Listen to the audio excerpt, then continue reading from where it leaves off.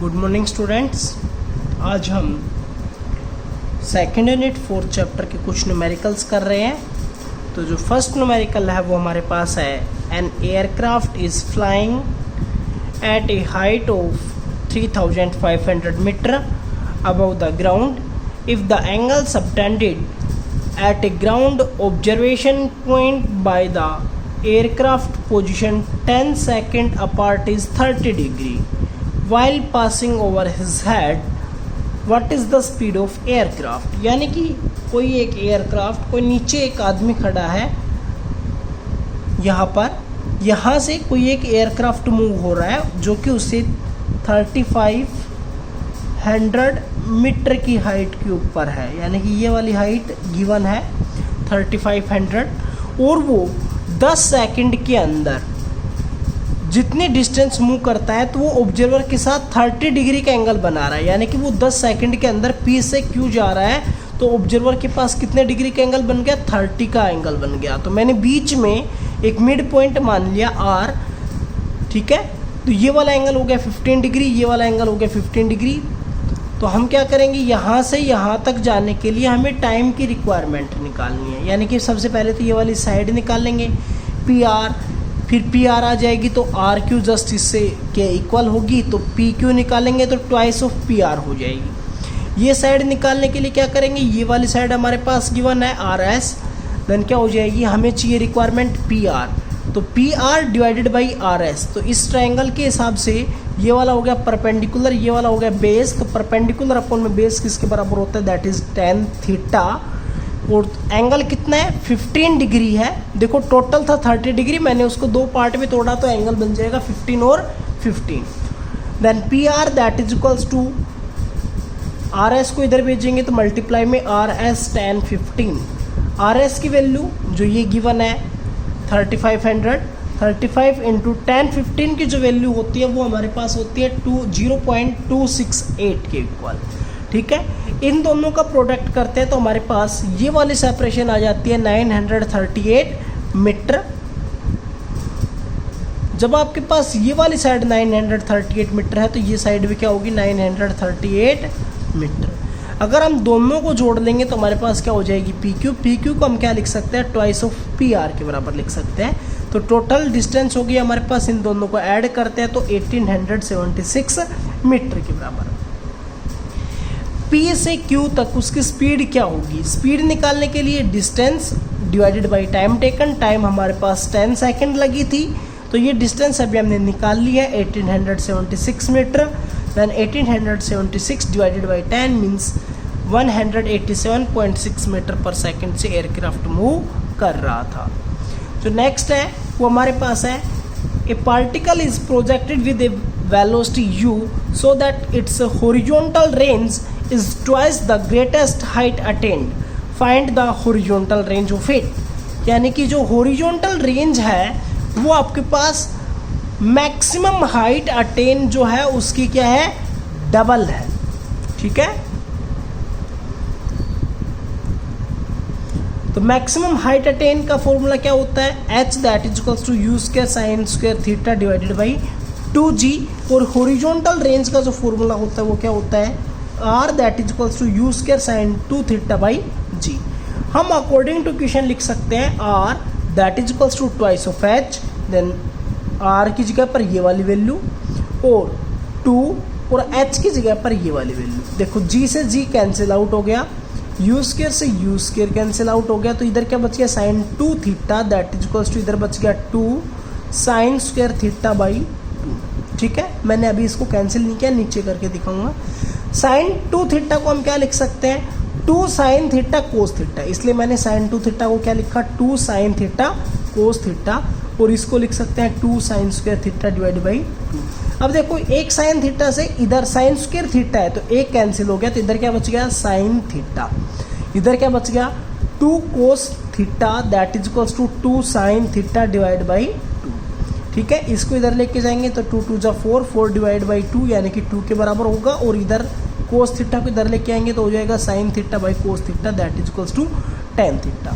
तो tan theta की हमारे पास वैल्यू आ गई दैट इज इक्वल्स टू 2, तो थीटा की वैल्यू निकाल सकते हैं tan इनवर्स 2 के बराबर होगी। तो अगर हम टेबल का यूज़ करके निकालते हैं तो वो हमारे पास 63.43 डिग्री के ऊपर ये होती है। और साइन की 63.43 डिग्री के ऊपर वैल्यू निकालते हैं तो होती है 2/√5। और कोस की 63.43 डिग्री के ऊपर जो वैल्यू होती है वो होती है 1/√5। ये निकालने का इजी तरीका मैंने इधर रिप्रेजेंटेशन किया है। एक ट्रायंगल मान ली, क्योंकि हमारे पास tan थीटा की वैल्यू क्या आई थी 2 को मैं लिख सकता हूँ 2/1। और tan थीटा किसके बराबर होता है परपेंडिकुलर अपॉन में बेस, यानी कि कोई एक राइट एंगल ट्रायंगल है जिसकी परपेंडिकुलर साइड 2 है और बेस वाली साइड 1 है, तो उसका हाइपोटेनस क्या हो जाएगा 2 का स्क्वायर प्लस 1 का स्क्वायर यानी कि 5। और हाइपोटेनस निकालेंगे तो √5 आ जाएगी। तो यहाँ से अगर हम ये वाली साइड हो गई, ये वाली साइड हो गई, ये वाली साइड होगी, यहाँ से अगर हम साइन थीटा की वैल्यू निकालते हैं तो साइन थीटा किसके बराबर होता है, दैट इज परपेंडिकुलर अपॉन में हाइपोटेनस। परपेंडिकुलर मीन्स 2 और हाइपोटेनस मीन्स √5 यानी कि 2/√5। और इसी तरह कोस थीटा की वैल्यू निकालेंगे तो होता है बेस डिवाइडेड बाई हाइपोटेनस यानी कि 1/√5, जो कि यहाँ से भी वही वैल्यू सेम आई। हम हॉरिजॉन्टल रेंज निकाल रहे हैं, हॉरिजॉन्टल रेंज निकाल रहे हैं तो उसका फॉर्मूला क्या था, horizontal range that is equals to, हम लिख सकते हैं ये, और इसको लिख सकता हूँ मैं 2u² sine theta cos theta divided by g. देखो साइन 2 थीटा की जो आइडेंटिटी है मैंने वो लगाई है, तो वो होता है 2 साइन थीटा कोस थीटा। देखो 2 की जगह पर 2, u² की जगह पर u², g की जगह पर g। साइन थीटा की वैल्यू यहाँ से पुट कर दी और कोस थीटा की वैल्यू भी यहाँ से पुट कर दी। तो यहाँ पर हमारे पास बन गया 2 × 2 4 u², नीचे हो गया √5 × 5 और नीचे g। तो r की हमारे पास वैल्यू क्या आ गई 4u² डिवाइडेड बाई 5g। अगला क्वेश्चन हमारे पास क्या है, a ball is thrown upward with the velocity of 80 metre per second at an angle of 30 degree with the horizontal, find the value after 1 second. 1 second के बाद उसकी velocity की value क्या होगी। तो हमने मानना, देखो अकॉर्डिंग टू क्वेश्चन हॉरिजॉन्टल के साथ कितने डिग्री का एंगल बना रहा है 30 डिग्री का। तो ये आप u मान रहे थे, क्या मान रहे थे u, जो कि गिवन थी 80 मीटर पर सेकेंड। और किसी एक मान लेते हैं कि आफ्टर 1 सेकेंड पॉइंट P के ऊपर होगा वो ऑब्जेक्ट। तो P के ऊपर मैंने वेलोसिटी के 2 कंपोनेंट्स लिए, एक Vx अलोंग x एक्सिस और एक Vy अलोंग y एक्सिस। अब देखो जो u था जो कि 30 डिग्री एंगल बना रहा था, तो मैं इसको u को अगर हॉरिजॉन्टल कंपोनेंट देखूंगा तो क्या हो जाएगा u cos 30, और वर्टिकल कंपोनेंट देखूंगा तो क्या हो जाएगा u sin 30। यानी कि ux को क्या लिख सकता हूँ, u ऑलवेज क्या रहेगा, कांस्टेंट रहेगा अलोंग हॉरिजॉन्टल। तो हॉरिजॉन्टल के अलोंग हमारे पास u क्या है, दैट इज u cos 30। तो v अलोंग, v का मतलब किसी भी पॉइंट के ऊपर अगर हम हॉरिजॉन्टल वेलोसिटी देखेंगे तो वो क्या रहेगी, जो इनिशियल थी वही। तो यहाँ पर हमारे पास क्या है Vx माननी है, तो Vx की वैल्यू क्या हो जाएगी, इसी के बराबर होगी। और इसकी वैल्यू क्या है, u की जगह पर 80, cos 30 की वैल्यू √3/2, इससे कैंसिल करेंगे तो होगी 40√3 मीटर पर सेकेंड। यहाँ पर देखो uy ये वाली value u sin theta, u की जगह पर 80 sin 30 की वैल्यू 1/2, यानी कि इधर जो वेलोसिटी का कंपोनेंट इनिशियल था वो था 40 मीटर पर सेकेंड। और एक्सेलरेशन अपवर्ड डायरेक्शन के अंदर क्या होता है -10 metre per second square. Time after 1 second की बात कर रहे हैं, वेलोसिटी निकाल रहे हैं। Then Vy that is equals to uy plus ayt।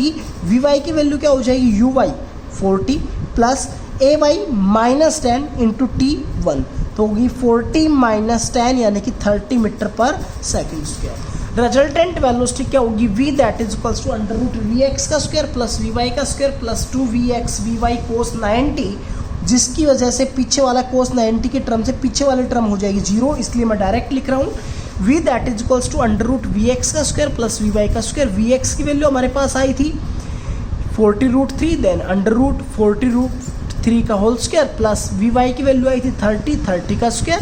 इसका स्क्वायर खोलते हैं तो हमारे पास होता है 4800, और इसको खोलते हैं तो हमारे पास होता है 900, दोनों को ऐड करते हैं तो होता है √5700, और इसका अंडर रूट करते हैं तो हमारे पास वैल्यू आएगी 75.57 मीटर पर सेकेंड।